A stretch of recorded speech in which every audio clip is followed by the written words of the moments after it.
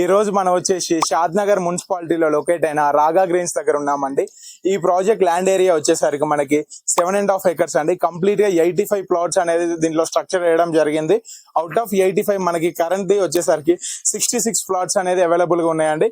Completely RERA and HMDA approved ఉన్న project అండి ఈ ప్రాజెక్ట్.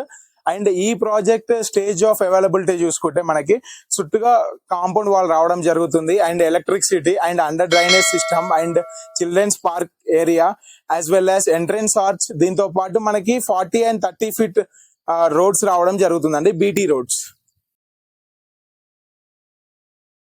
మనం ప్రాజెక్ట్ యొక్క హైలైట్ చూసుకుంటే just 40 minutes drive from Gachibowli and 25 minutes drive from airport and ORR outer ring road and just 15-minute drive from Amazon data center and the Microsoft data center, and just 5-minute drive from Shad Nagar town and 5 minutes drive from Shad Nagar railway station, and beside of 100 feet road. And the 100 feet road వచ్చేసరికి మనకి Srisailam and Bengaluru highway ని connect చేసే 100 feet road అండి.